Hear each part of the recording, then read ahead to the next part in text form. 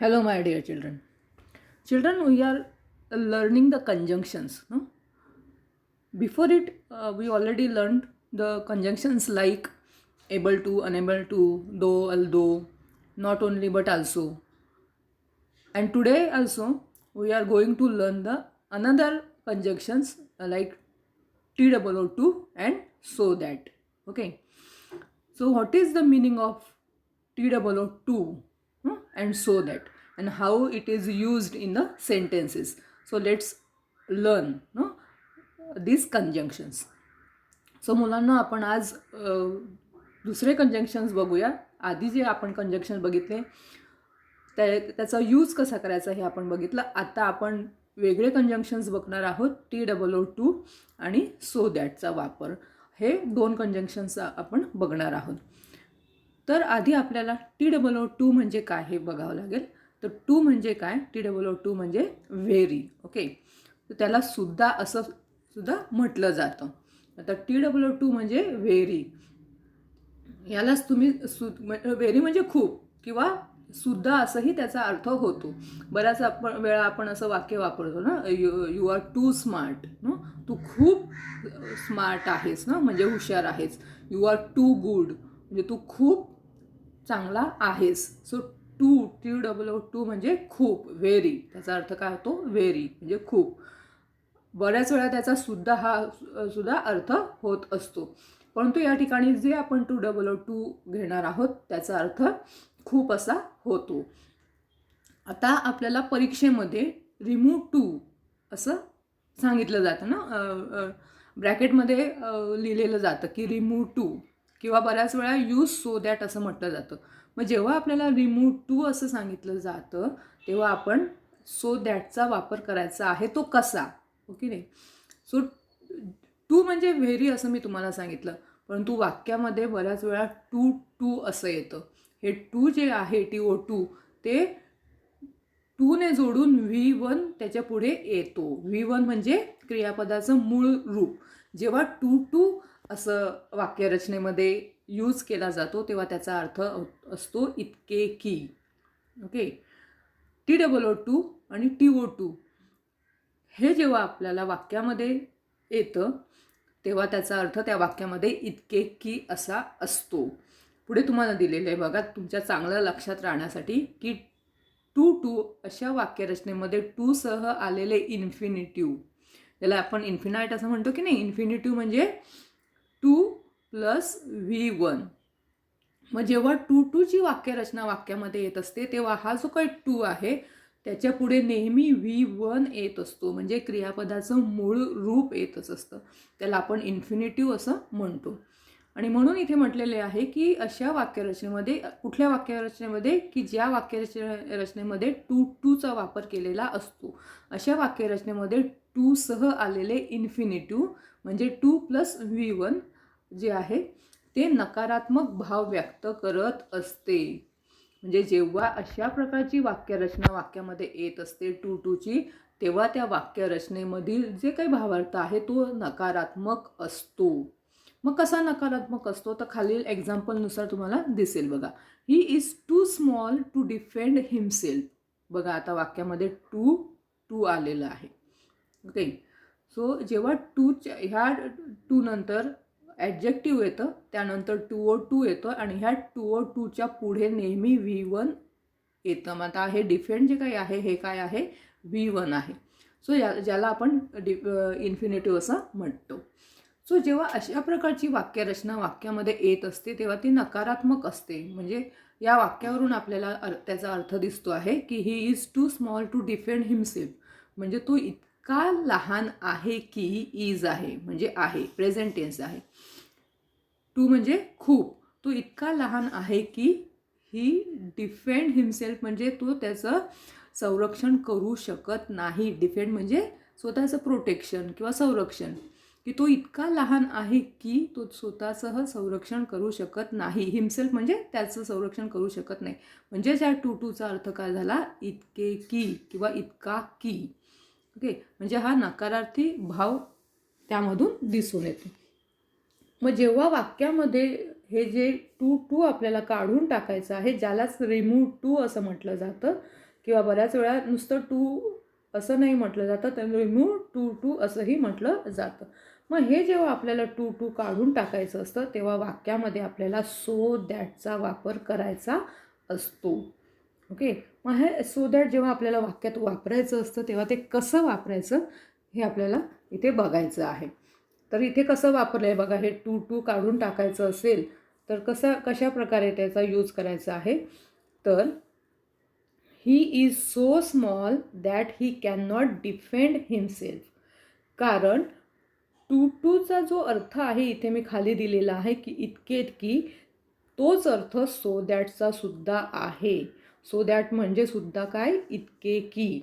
हे की he is so small that he can not defend himself, की तो इतका लहान आहे की तो स्वतःचं संरक्षण करू शकत नाहीला काय म्हणतात, कॅन नॉट.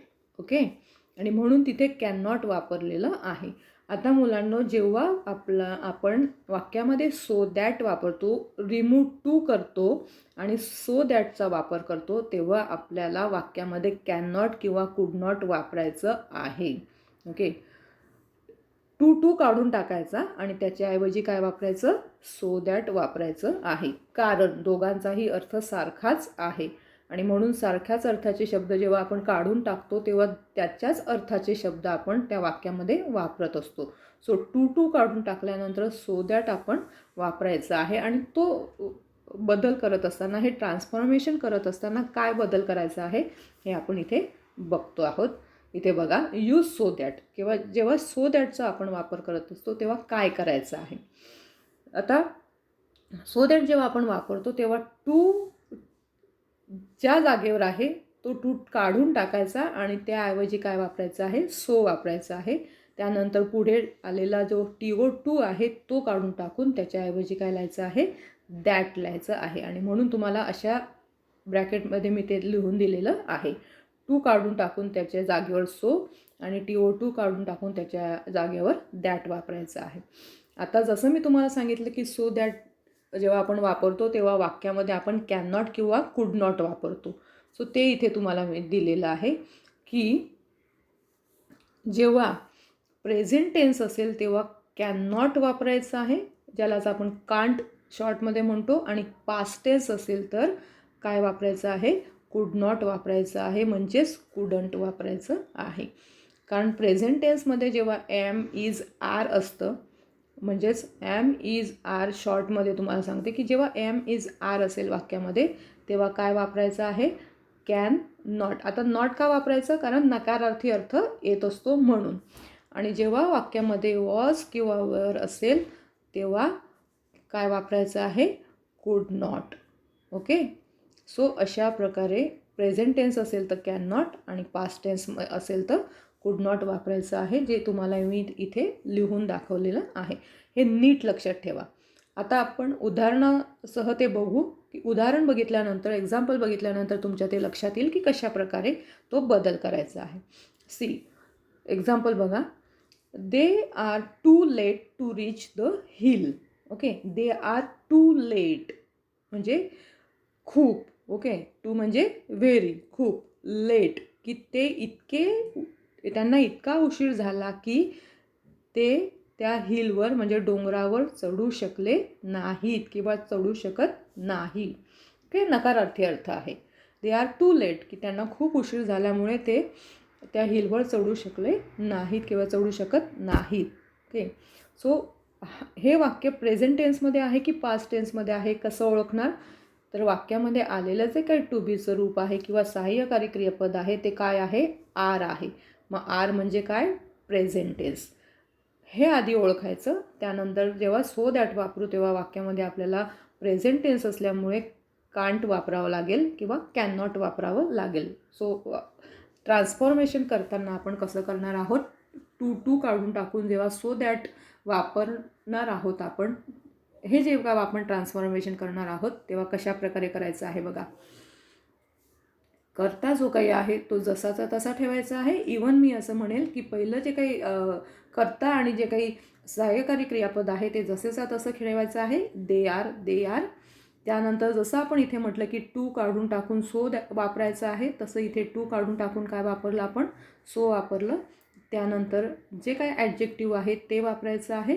त्यानंतर पुढील टू काढून टाकून, हा टू काढून टाकून आपण काय वापरायचं आहे, दॅट वापरायचं आहे. Okay, they are so late that.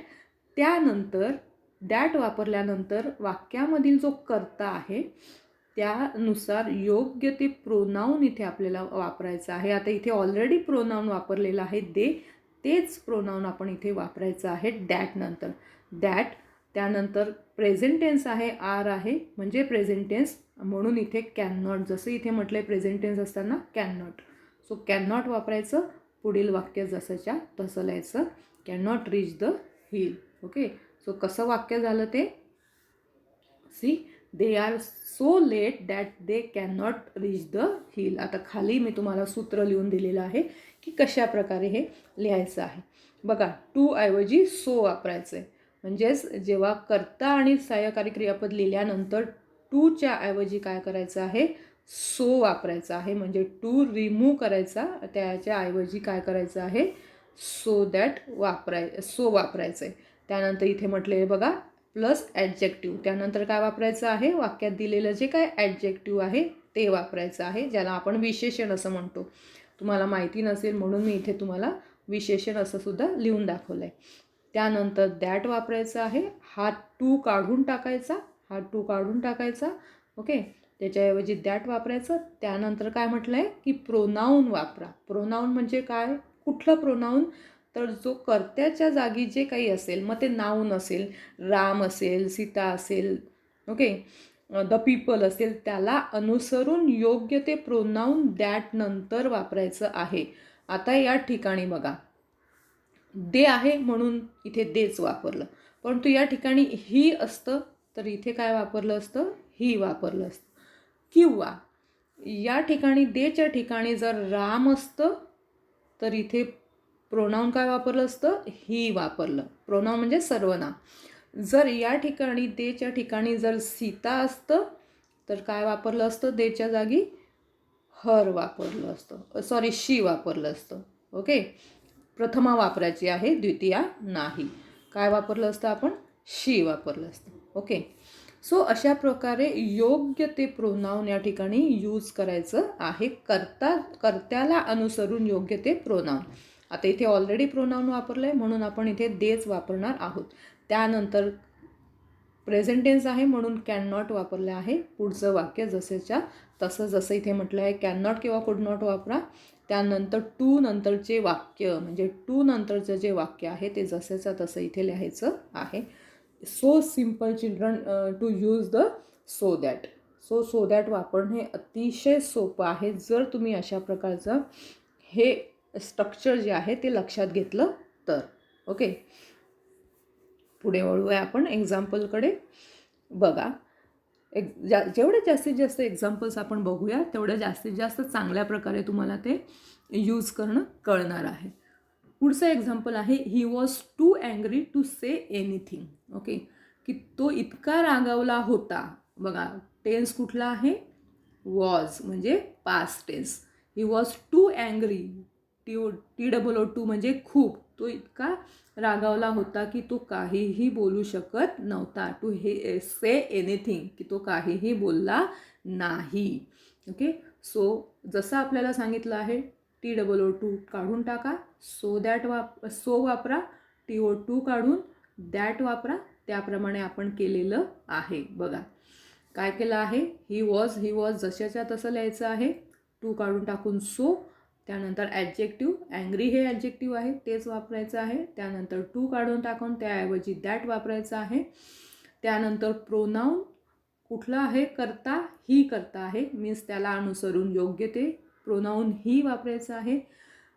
वाक्य पास्ट टेन्समध्ये आहे, वॉज आहे म्हणजे पास्ट टेन्स म्हणून कुड नॉट, आणि नंतरचं वाक्य जशाच्या तसं से एनिथिंग. ओके, म्हणजेच या ठिकाणी येणार आहे, he was so angry that he could not say anything. आलं लक्षात? प्रोनाऊन योग्य रीतीने वापरायचं आहे आणि वाक्यामधला टेन्स ओळखायचा, त्यानुसार कॅन नॉट आणि कुड नॉट वापरायचं आहे. Now see the next example. The old man was too weak to run fast. Okay, the old man was too weak to run fast. की तो वृद्ध मनुष्य इतका वीक म्हणजे अशक्त होता की तो जोरात पळू शकत नव्हता. ओके, सो इतका की आणि निगेटिव्ह भावार्थ त्यातून प्रदर्शित होत असतो. सो हे टू काढून टाकून आपल्याला काय वापरायचं आहे, सो दॅट. सो आपण द ओल्ड मॅन वॉज कर्ता आणि सहाय्यकारी क्रियापद जशाच्या तसं TOO काढून सो वापरायचं आहे. ॲडजेक्टिव्ह जसेच्या तसं त्यापुढे लिहायचं आहे. त्यानंतर TOO काढून दॅट वापरायचं आहे. दॅट वापरल्यानंतर योग्य ते प्रोनाऊन. आता या ठिकाणी द ओल्ड मॅन आहे म्हणून इथे द ओल्ड मॅन लिहायचं नाही, तर त्या ओल्ड मॅनला अनुसरून योग्य ते प्रोनाऊन लिहायचं आहे आणि ते म्हणजे ही. आलं लक्षात?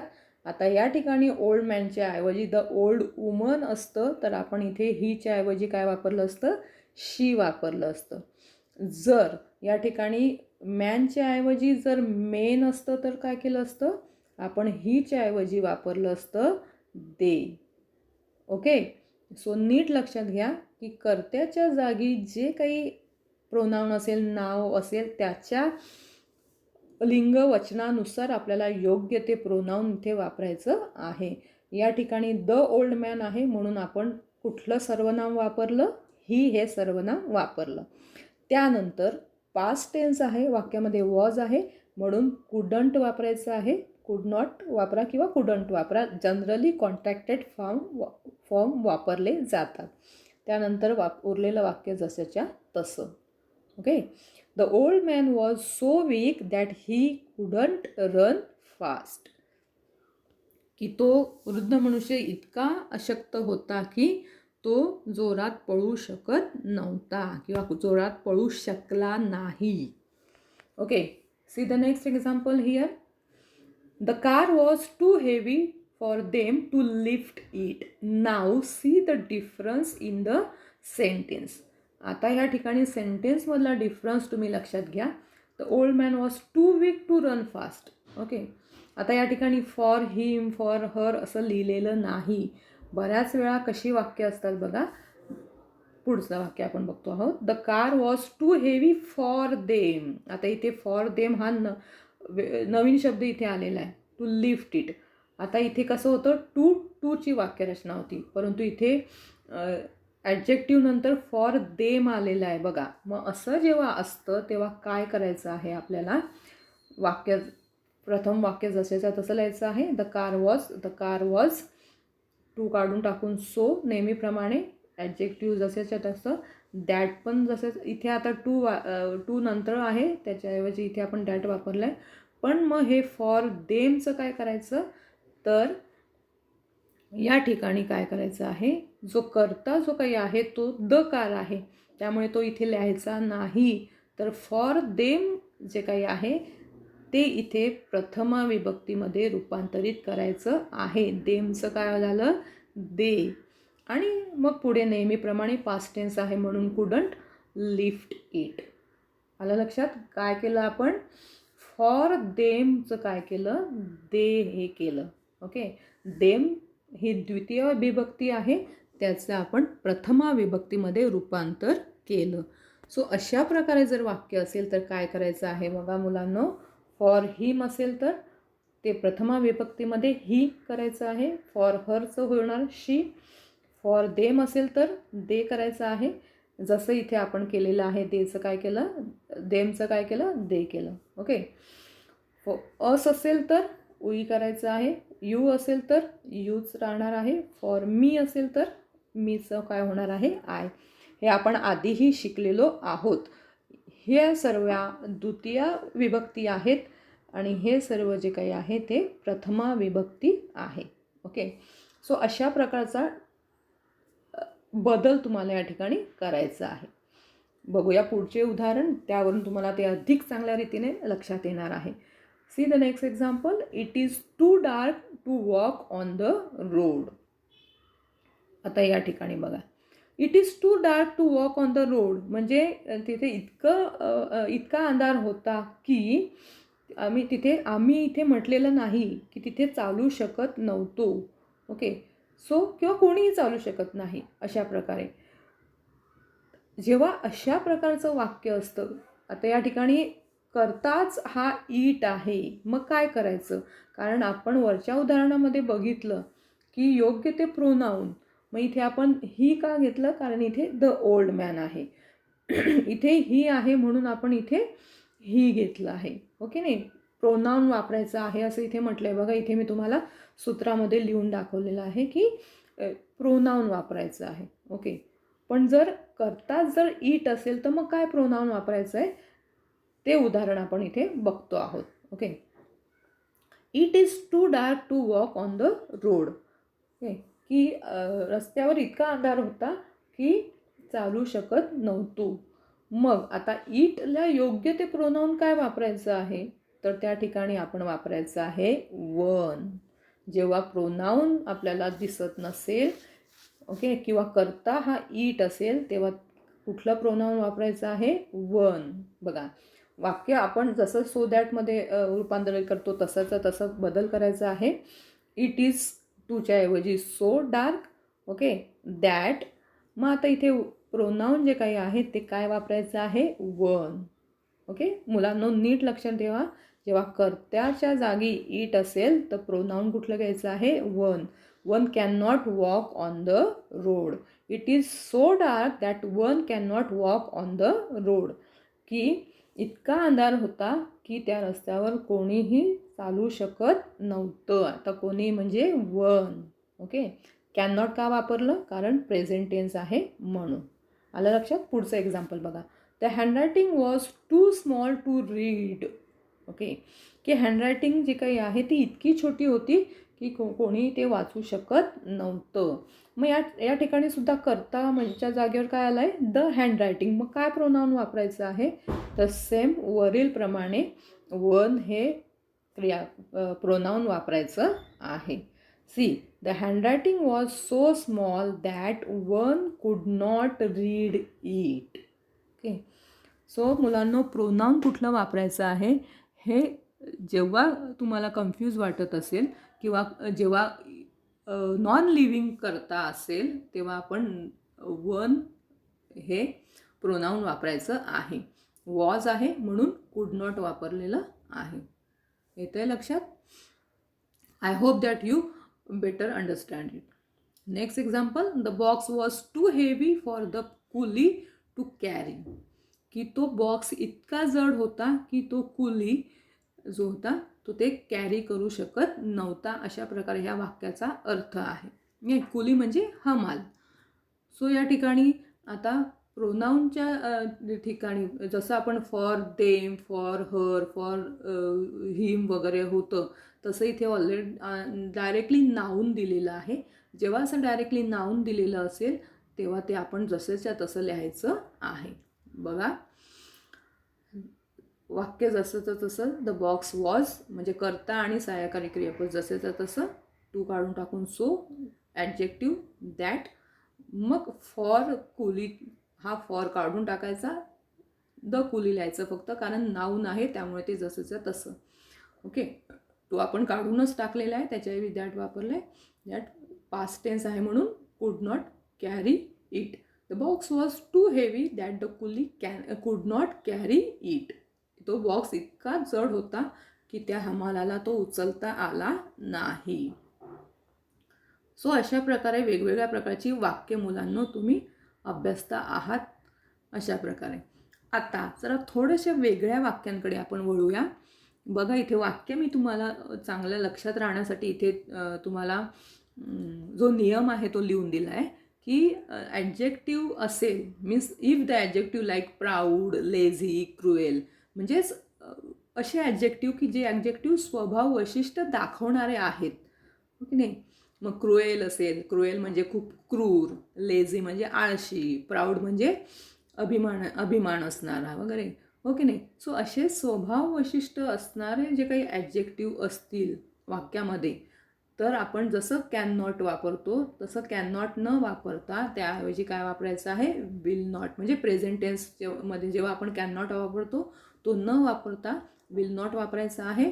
आणि पास्ट टेन्समध्ये जसं आपण कुड नॉट वापरतो तर तो कुड नॉट न वापरता वुड नॉट वापरायचा आहे. ओके. सो मुलांनो, नीट नियम लक्षात घ्या की if adjective like proud, lazy, cruel इत्यादी स्वभाव वैशिष्ट्य दाखवणारे असेल, म्हणजे अशा प्रकारचे ॲडजेक्टिव्ह असेल, तर कॅन नॉट ऐवजी विल नॉट आणि कुड नॉट ऐवजी वुड नॉट लिहावे. आता बघा मुलांनो, एक्झाम्पलवरून ते तुमच्या चांगल्या प्रकारे लक्षात येईल. The people were too lazy to finish work in time. आता स्वभाव वैशिष्ट्य दाखवणारं कुठला ॲडजेक्टिव्ह आलेला आहे? लेझी, म्हणजे आळशी. कशी लोक होती ती? आळशी लोक होती. Okay. The people were too lazy, की ती लोक इतकी आळशी होती की त्यांनी त्यांचं काम वेळेवर पूर्ण केलं नाही. ओके. सो दॅट वापरताना जे नियम आहेत ते आपण जसेच्या तसे वापरायचे आहे. फक्त आपण प्रेझेंट टेन्स असताना कॅन नॉट वापरतो, पास्ट टेन्समध्ये असताना कुड नॉट वापरतो, तर तसं करायचं नाही.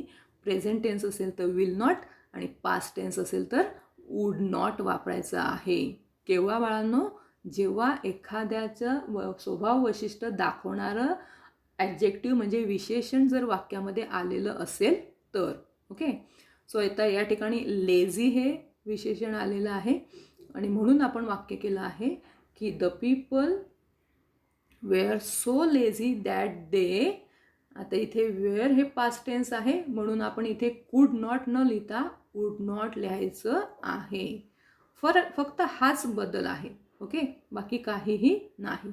See, the ruler was too cruel. आता बघा ॲडजेक्टिव्ह कुठलं आलं? क्रुएल, म्हणजे क्रूर, स्वभाव वैशिष्ट्य दाखवणारं विशेषण आहे. टू फॉरगिव्ह द पीपल, की तो रुलर म्हणजे तो राज्य करणारा जो काय होता तो इतका क्रूर होता की तो त्याने लोकांना क्षमा केली नाही. ओके.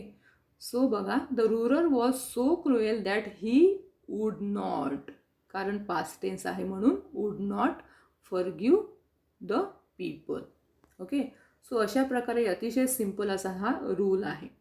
पुढे बघा, he is too proud to beg. आता पुन्हा विशेषण कुठलं आलं? प्राऊड, म्हणजे स्वभाव वैशिष्ट्य दाखवणारं विशेषण आलं की तो इतका अभिमानी होता की तो भीक मागू शकत नव्हता. बघा, he is so proud that ही. आता इथे काय आलं आहे? विल नॉट, कारण वाक्यामध्ये टेन्स कुठला आहे? इज, आणि म्हणून वुड नॉट न वापरता आपण इथे वुड वापरलं कारण वाक्यामध्ये वॉज होतं. ओके नाही, परंतु इथे इज आहे म्हणून काय वापरणार? Will. Okay. He is so proud that he will not beg, की तो इतका अभिमानी होता की तो भीक मागू शकला किंवा मागू शकणार नाही. ओके. सो मुलांनो, परीक्षेमध्ये आपल्याला रिमूव्ह टू विचारलं जातं. जेव्हा रिमूव्ह टू विचारलं जाईल तेव्हा काय करायचं आहे? आपण यूज सो दॅट वापरायचं आहे. आणि जेव्हा आपल्याला रिमूव्ह सो दॅट सांगितलेलं असेल तेव्हा आपण काय करायचं आहे? यूज टूचा वापर करायचा आहे. आता इथे आपण जसं सो दॅटचा वापर केला त्यावरूनच तुम्हाला कळेल की कशा प्रकारे टूचा वापर करायचा आहे. आता इथे बघा, जर तुम्हाला सांगितलं असेल की यूज टू, ओके नाही, बऱ्याच वेळा असंही सांगितलं जातं की यूज टू. बघा, आता परीक्षेमध्ये 4 प्रकारे हे आपल्याला विचारलं जाऊ शकतं. ब्रॅकेट वाक्य दिलेलं असतं आणि ब्रॅकेटमध्ये लिहिलेलं असतं रिमूव्ह टू. ओके. मग जेव्हा रिमूव्ह टू सांगितलेलं असेल, इथे म्हटलेलं असेल रिमूव्ह टू, तेव्हा काय करायचं आहे? सो दॅट वापरायचं आहे. ओके. जेव्हा रिमूव्ह सो दॅट म्हटलेलं असेल, म्हणजे इथे लिहिलेलं असेल रिमूव्ह सो दॅट, तेव्हा काय वापरायचं आहे? यूज टू वापरायचं आहे. किंवा जेव्हा यूज टू वापरायला सांगितलं जाईल तेव्हा काय करायचं आहे? Remove so that. किंवा जेव्हा यूज सो दॅट तेव्हा रिमूव्ह टू करायचं आहे. म्हणजे 4ही प्रकारे हा प्रश्न आपल्याला विचारला जाऊ शकतो, पण ते वाक्य ट्रान्सफॉर्मेशन सेमच करायचं आहे. ओके. सो अशा वेगवेगळ्या प्रकारची वाक्य आपल्याला, म्हणजे प्रकाराची वाक्य आपल्याला इथे टू आणि सो दॅटची वापरली जाणार आहे. आता हेच वाईस वर्सा जर तुम्हाला करायचं असेल की सो दॅट काढून टाकून टू वापरायचं असेल तर अशा प्रकारे ते वापरायचं आहे. सो काढून टाकायचं, त्याच्याऐवजी टू वापरायचं आहे. ओके. ॲडजेक्टिव्ह जसेच्या तसं. दॅट काढून टाकून काय वापरायचं आहे?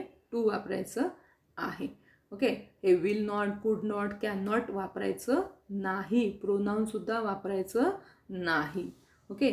सो दॅटचं वाक्य असेल आणि आपल्याला ते काढून टाकून यूज टू करायचं असेल तर ते अशा प्रकारे करायचं आहे. ते आता तुम्हाला शिकवण्याची गरज नाही, कारण हे वाईस वर्सा आहे. रिमूव्ह टू तर use so that, remove so that तर यूज टू. ओके. सो अशा प्रकारे हे दोन्ही वाक्य तुम्हाला कळलेली असतील अशी मी आशा करते. I hope that you understand the both use of conjunctions very well. Okay children, so see the use of to and so that keenly observe all the sentences. Okay, see the video again and again. So simple it is की हे conjunction वापरणं अतिशय सोपे आहेत. Still you have any doubt, you can ask me on the group, you can ask me personally, you can call me personally also. Okay, so revision आपण नंतर करणारच आहोत. ओके. पुढच्या लेक्चरमध्ये आपण काही आजपर्यंतचे वापरलेले जे काही शिकलेलो आहोत कंजंक्शन कसे वापरायचे आहेत त्याबद्दलचं एक रिव्हिजन आपण घेणार आहोत. वेगवेगळ्या प्रकारची वाक्य मी तुम्हाला त्यासाठी देणार आहे. ओके.